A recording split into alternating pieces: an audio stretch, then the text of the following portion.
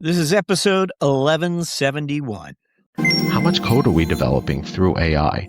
And that's not necessarily in and of itself an interesting metric, but it's about what does it mean more going forward in terms of efficiency? What does it mean in terms of opportunity cost that's been avoided in terms of what other people can do? There's story point enhancements, right? As we develop more efficiently, and whether it be through AI or other matters, how are those story points evolving over time? Service is another critical one. Time to answer, that's a big one for us, but what's even bigger is call abandonment, right? As I mentioned before, we are the backbone to our partners, and especially as it relates to states. Call abandonment is really important. They want to know that when their constituents are calling up with a question about a 529 plan, is that call getting answered quickly? But more importantly, when they call, are they staying, waiting for the right answer? And so it depends on the area, but those are some interesting ones, depending upon the area that we're looking into.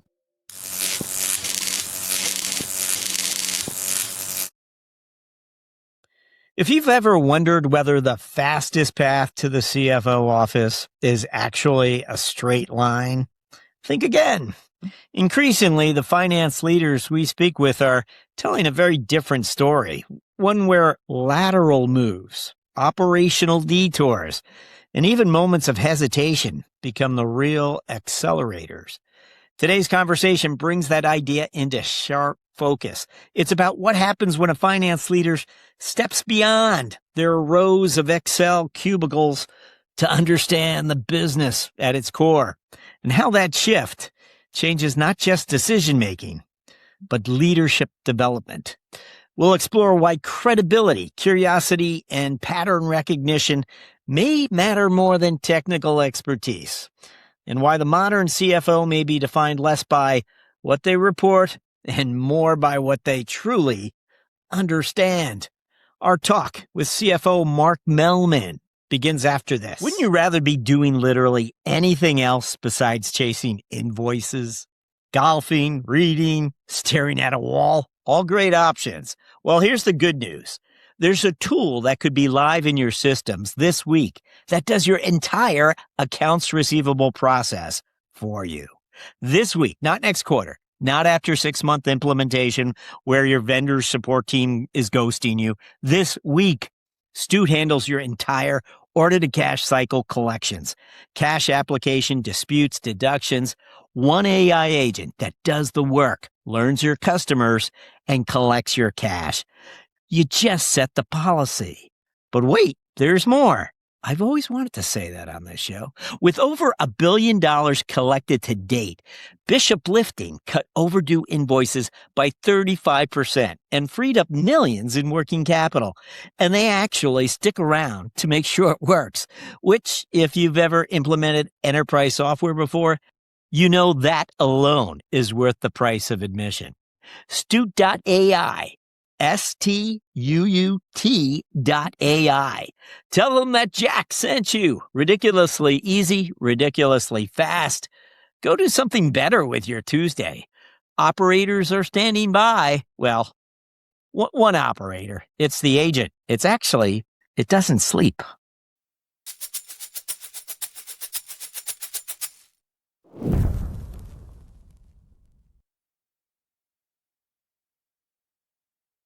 Hello, Marc Mehlman is with us. Marc currently serves as Chief Financial Officer of Ascensus, a leading provider of retirement, education, savings, and wealth management solutions. His path to the CFO office spans capital markets, enterprise software, and financial services. Early in his career, Marc spent several years at Sanford Bernstein before joining Thomson Reuters, where he spent nearly 15 years in roles that blended finance leadership with operational management of a global enterprise tax software business. Hints at where he's headed, I suppose. Hey, Marc, welcome. Thank you, Jack. It's great to be here with you, and you clearly did your research. Excellent. I like to hear that. Hey, take a look back for us. I was just coasting at the 1,000 feet there. Look back into the past and share with us what you think really prepared you to become a CFO, what comes to mind? That's a great question. And I'd say there's probably 2 or 3 areas that basically define the pathway for me to becoming a CFO. And the first was a pivotal moment with a leader at Thomson Reuters. His name is Carl Tobias, and he was the CFO of our healthcare and scientific unit. And at the time, I was in a leadership development program at Thomson Reuters. It was at a business school. It was a 2-year program of basically 4 6-month rotations. Basically, the program is looking for future GMs, divisional CFOs, CTOs. Most of us had come out of, pretty good business schools, and we were hungry. And so developed a bit of a stereotype, I would say, where people wanted to get to the top really quickly. And Carl pulled me aside towards the end of my rotation, and he said, all of you MAPS, it was the acronym for Management Associates, you're in such a rush. You're in such a rush to be in charge and get to the end point. And it's a long career. And he told me to enjoy the journey. And the journey was what basically would set you up for being successful when you get to that CFO role at the end. And so it's interesting, for about 10 years or so, all I did was lateral moves.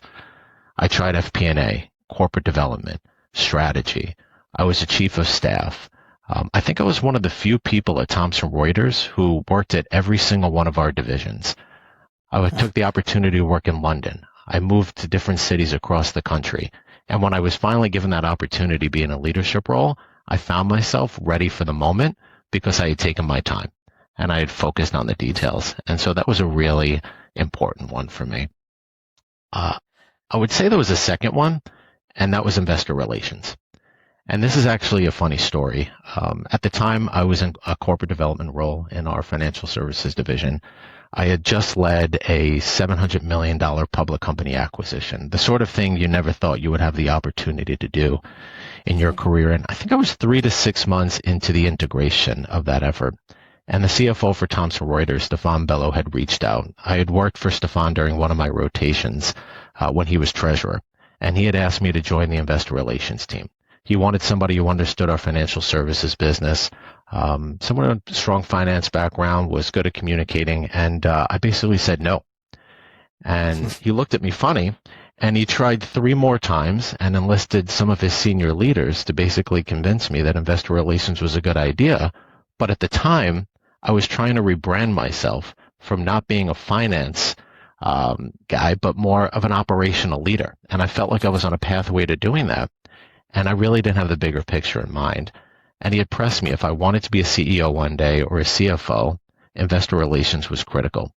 And he was absolutely right. It's kind of funny, I say I acquiesced to the CFO of a $15 billion business, but once I made it there, I learned how to speak succinctly. I learned how to tell a story. I learned the importance of credibility. If you say something, you need to be able to deliver on it. You can't change your story quarter to quarter. And so that was a really pivotal moment for me, and I could share more later. It's actually one of the reasons that I got my first real CFO role for a public company.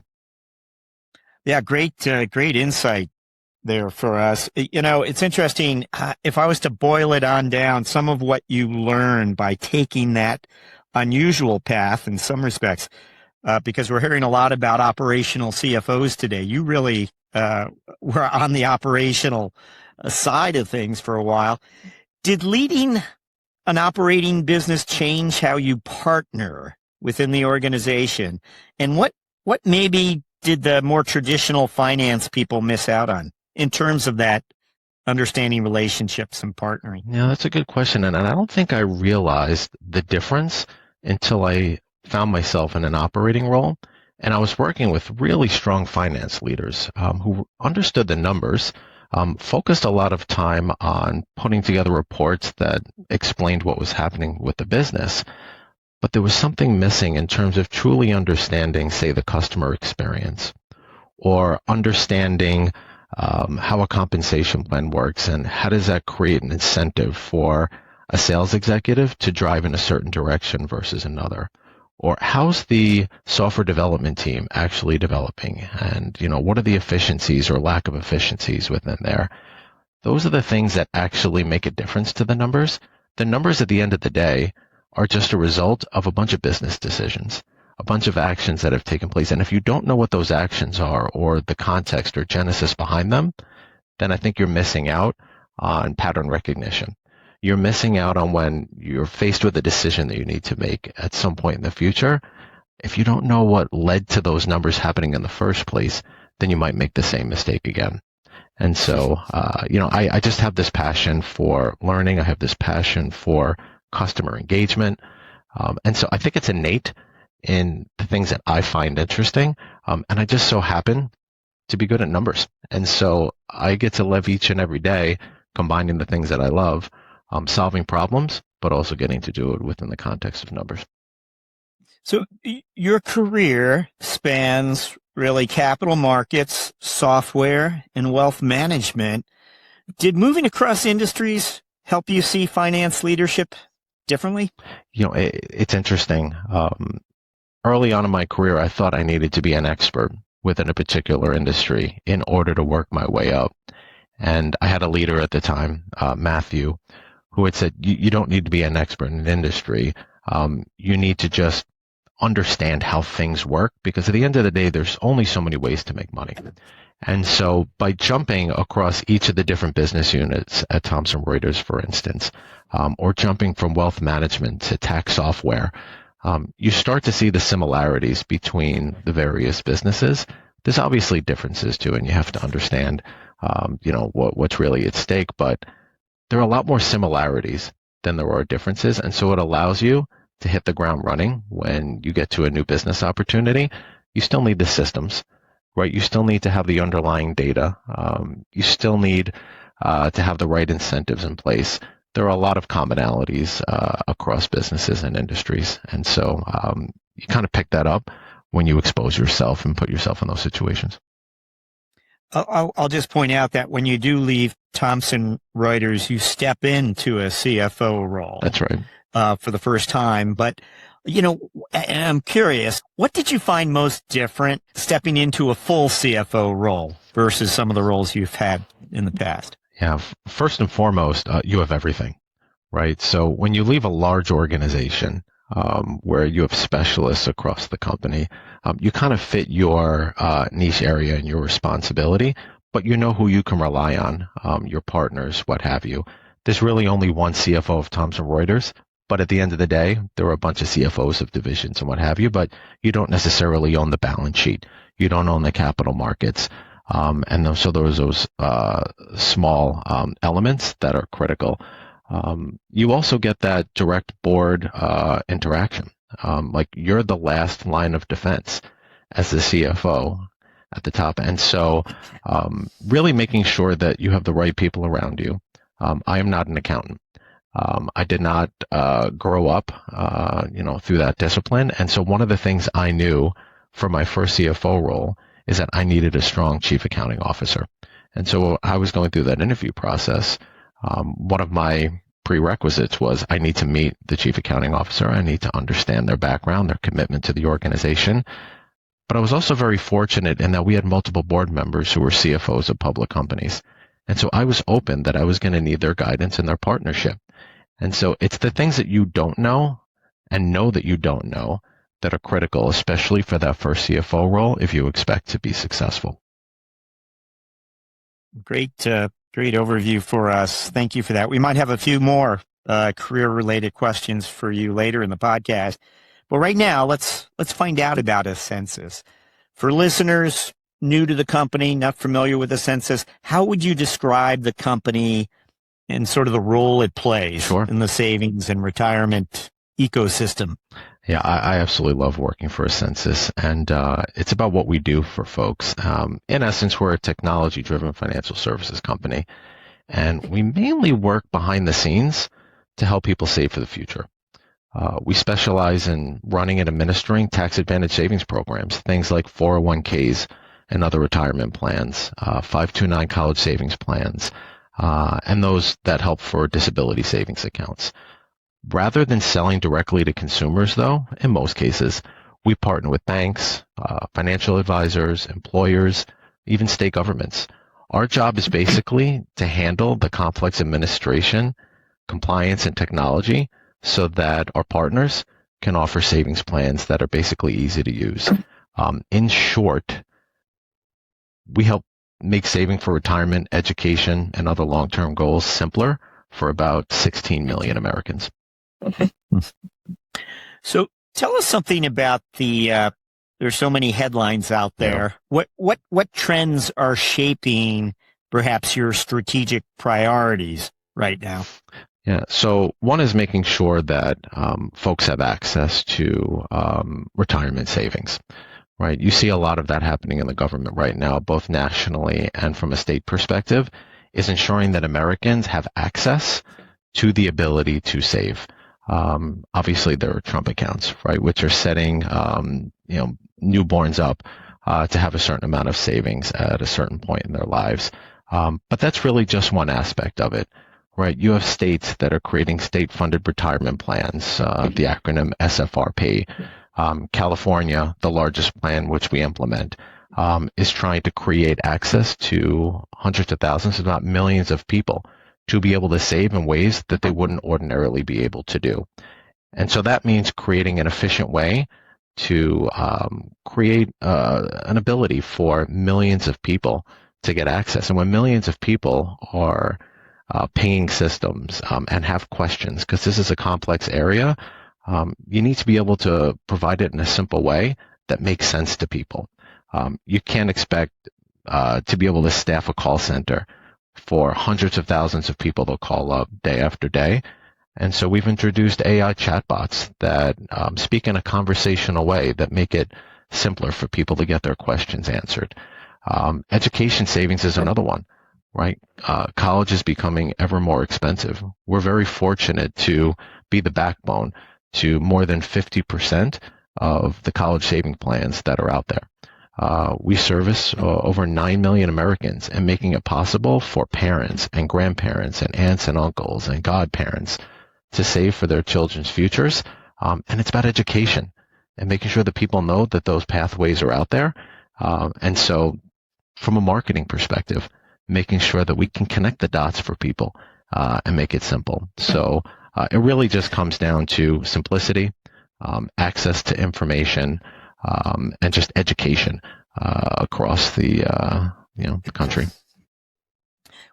We always like to ask and understand better how you look into the business. What are the measurements? What are the metrics that you rely on to stay aligned with, these different stakeholders, financial institutions, advisors, employers? It's pretty broad. Yeah. So, the mix of metrics one would think could get out of hand. What do you rely on? So it probably depends on the area we're trying to measure. Let's say it was sales, right? From a sales perspective, one of the things we look at is sales velocity, right? How long is it taking one of our sales executives to work with an advisor to put a plan together for a plan sponsor? Close rates. There's a very direct correlation between 1 point of close rate and the sales that we turn in each and every year. And so that comes down to efficiency and making sure that the time we're spending, that our sales leaders are spending, is actually turning into some sort of closed plan. From a technology perspective, AI is another really interesting one. And we can get into more of that later, I'm sure. But how much code are we developing through AI? And that's not necessarily in and of itself an interesting metric, but it's about what does it mean more going forward in terms of efficiency? What does it mean in terms of opportunity cost that's been avoided in terms of what other people can do? There's story point enhancements, right? As we develop more efficiently, and whether it be through AI or other matters, how are those story points evolving over time? Service is another critical one. Time to answer, that's a big one for us, but what's even bigger is call abandonment, right? As I mentioned before, we are the backbone to our partners, and especially as it relates to states. Call abandonment is really important. They want to know that when their constituents are calling up with a question about a 529 plan, is that call getting answered quickly? But more importantly, when they call, are they staying, waiting for the right answer? And so it depends on the area. But those are some interesting ones, depending upon the area that we're looking into. Yeah, we do want to ask you, we have a few questions related to AI, but just to get a sense of the evolution of this company and where things are headed, looking ahead a few years maybe, what milestones in your mind will signal success for Ascensus? What is it that you're looking towards? What are those milestones? Sure. It's interesting. We talk a lot about Ascensus being independent. And what we really mean by that is we don't make money by selling investment products or steering people towards a house fund. We're not an asset manager. We're not a brokerage. We don't manufacture mutual funds. We basically sit in the middle of the ecosystem, right? We focus on record keeping. We focus on compliance, on technology. And that independence basically allows us to partner with a wide range of banks and advisors and employers. And so one of the things that I would say, if we look back 2 years from now, what do we think would portend success? It's what partners have we signed up over the next several years to be able to enable them to sell more retirement plans, to be able to create more access to Americans to be able to save for the future. Because at the end of the day, we're a technology firm that's delivering a really strong solution for folks. And so the more people that sign up with us, the more people for whom we can be that infrastructure is really critical. Some of the knock-on effects to that are the number of participants, right, for whom, or savers that we are supporting. I mentioned earlier, just over 16 million today, right? We have goals of getting over 20 million. And then once it's at 20, 30 million. That only happens by partnering with other large financial institutions, payroll providers, what have you.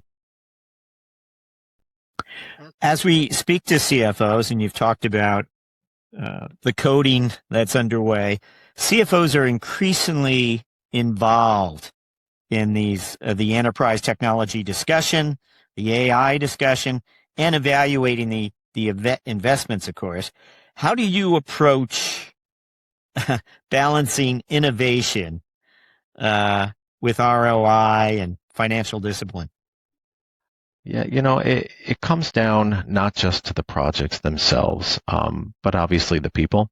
It's interesting. If you speak to venture capitalists or private equity firms, and when they think about the investments that they're looking to make, ideas are really important, but it's not just about the ideas. It's about the people that are executing those ideas.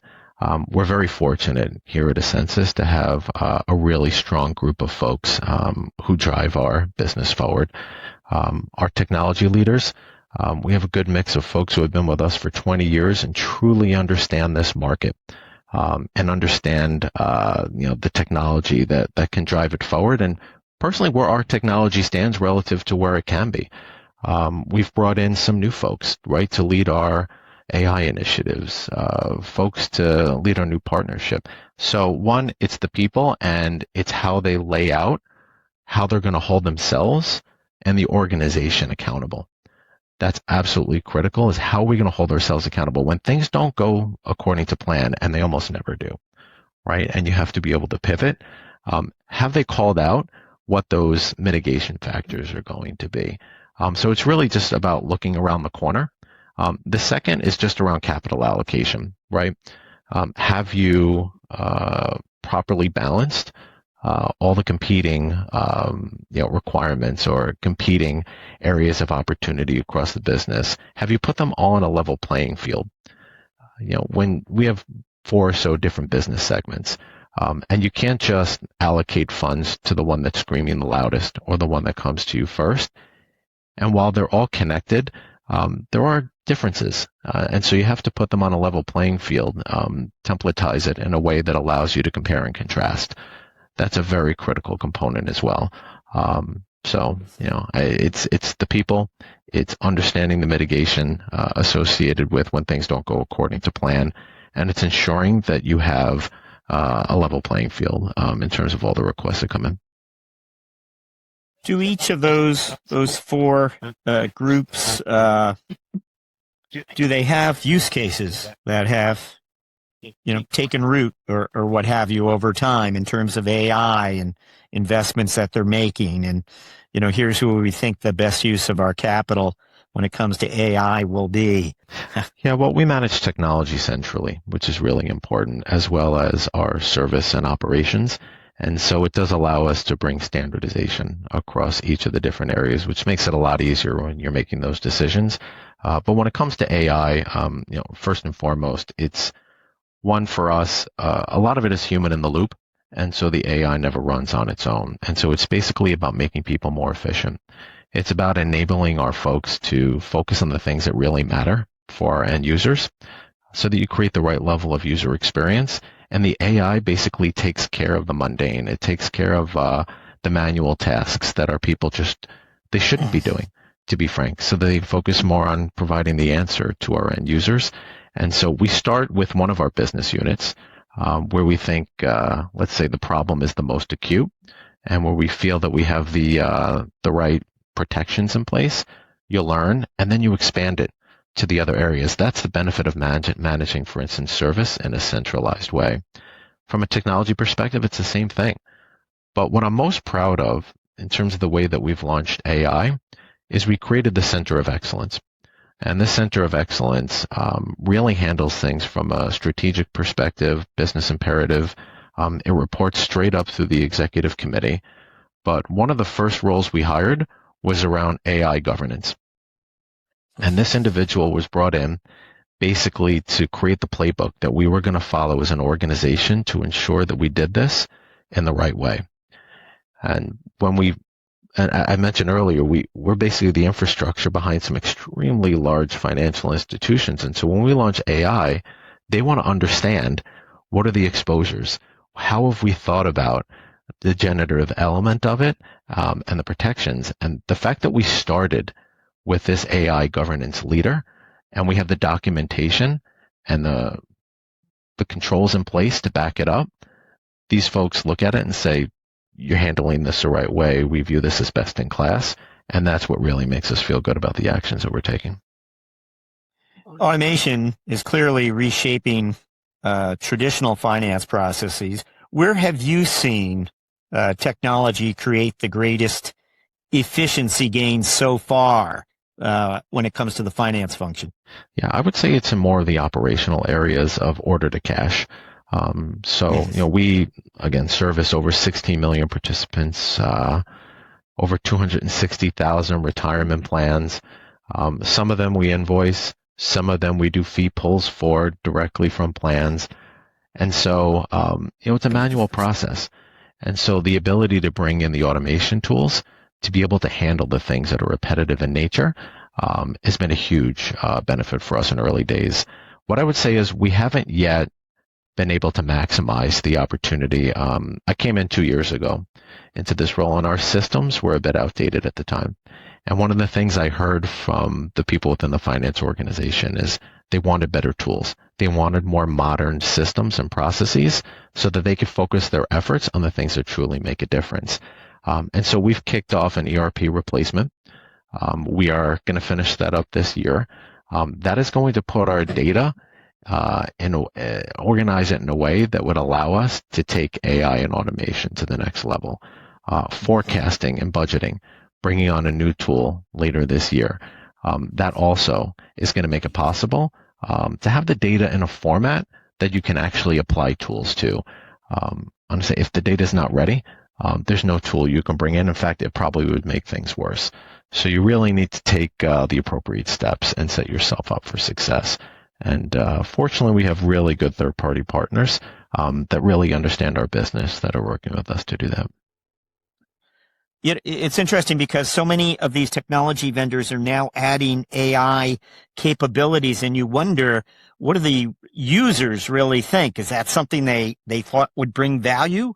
Is that was that what they were asking for, or is it what the vendor assumed they were going to ask for? Anyway, I'm just given the fact that you made that decision recently, the discussions around the AI capabilities, can you reflect on that for us? Why this one particular platform might have had the edge? Yeah, it's a good question. At the time at which we made the decision to upgrade platforms, it had much more to do with the timeline to execute, the cost to execute, Yep. the risk factors associated with moving to a new platform or just upgrading from the existing one. And what we chose to do is upgrade to the cloud version of the existing tool.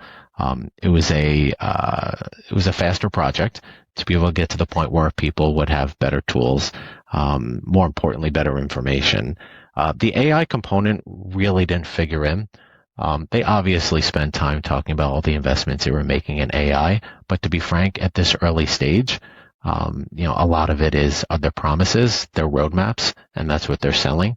And so you have to imagine over time it'll get better. But what was more critical to us was risk mitigation, time to market, and overall cost, and balancing all those together.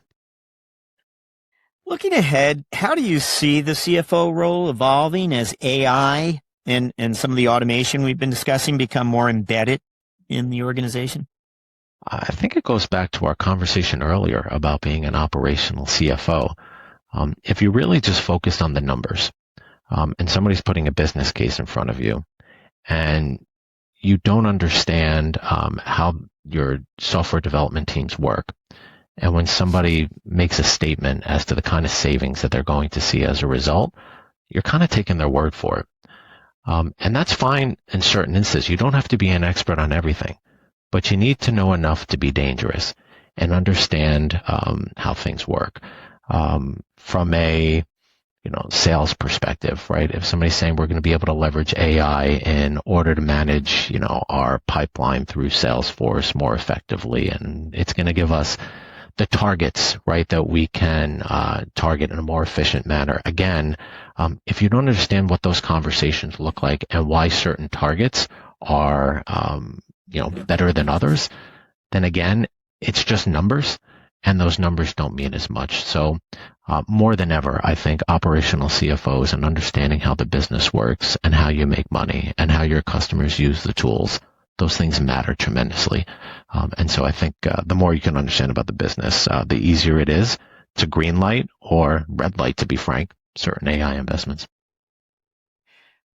Well, thank you, Mark. Some great insights for us. We are up to what we like to refer to as our finance strategic moment. And again, this is where sometime during your storied career, there was a moment of insight that allowed you to see how finance truly plays a strategic role in business. What comes to mind when we ask for a finance strategic moment? Yeah, no, I appreciate the opportunity. And it's funny, I think it's your typical love story.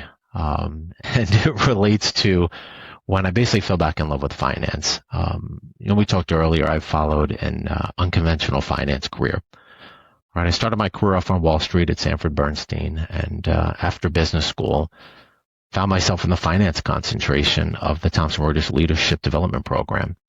I then proceeded to have an absolutely wonderful set of opportunities across virtually every element of finance.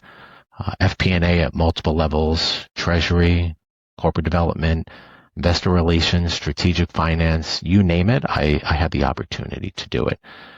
But I always had this need or want to be on the operating side. And my first operating role was running the income tax software business within the OneSource suite of products at TR, and eventually running most of OneSource, and then actually being given the chance during a big reorganization to run a roughly $1 billion in revenue segment, where my team was responsible for most of the solutions across the company being sold to large corporate customers, basically your largest 1,000 companies globally. It was during that 5+ year period of being a GM that I found myself with really great finance partners.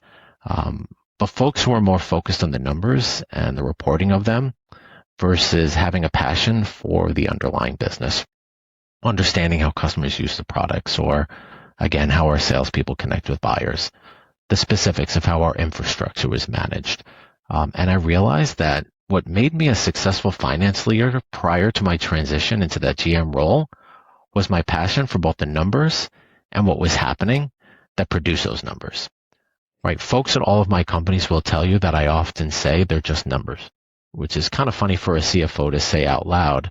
But the reality is those numbers, they're just a manifestation of a series of decisions that have taken. And if you don't understand what those are, then as I mentioned earlier, you lose the ability to have that pattern recognition, which as a senior leader is so critical to have said that you've seen the story play out before.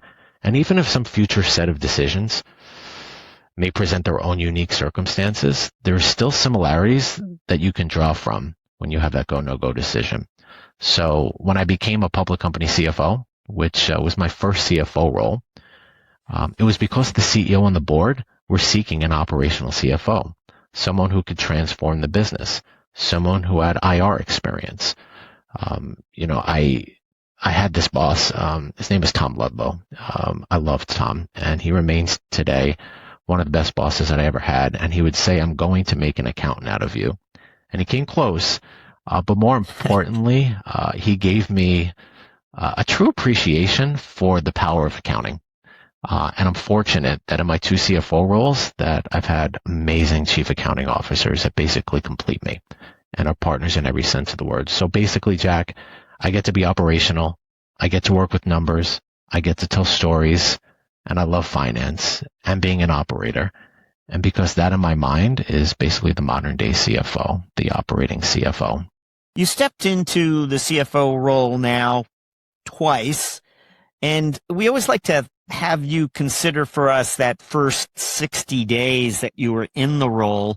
And again, you joined Ascensus in 24. So you've got some time behind you now. You can reflect on, did you use that 60 days wisely? What have you learned as you've done it twice now? Tell us about the first 60 days in the CFO role and how you spent it. Yeah, I mean, not everybody gets this opportunity because you may be entering a company at a time of meaningful transition or risk. My first CFO role, I joined in the middle of COVID, so I didn't quite have the opportunity to take my time to learn about the business. Fortunately, here at Ascensus, we've been going strong for decades now.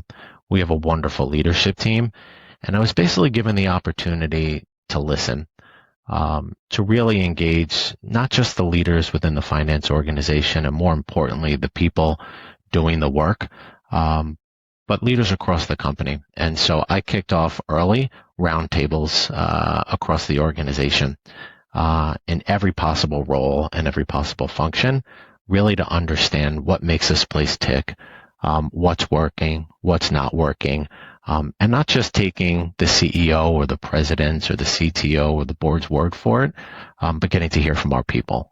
The good thing is everybody was aligned in terms of what needed to be done, but that really gave me a grounding in terms of where I needed to focus my efforts. It was wonderful. We always like to ask our guests to reflect a little on the personal side with us, Mark. Is there something you do that most people don't know about? Something in your past, something, a pursuit, a hobby, an interesting chapter from your early career years? I don't know. Might have happened in college. Anything you can share with us? Personal experience or something that most people might not know about you? We love to, as a family, we love to hike. We have this goal as a family to hike all 50 state peaks, right? So the high point in each of the 50 states. Now, some of them are easy, like Florida.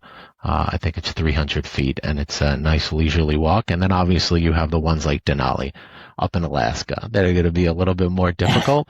But that passion started when my wife and I were in our younger years, and we took a road trip across the country. I grew up in the Bronx, in New York City, in an apartment with my mom and my stepfather. And, I didn't know what hiking was or what have you, or how to start a fire. I have an Eagle Scout as my eldest son, which I'm jealous of. But my wife and I took a 6-week road trip.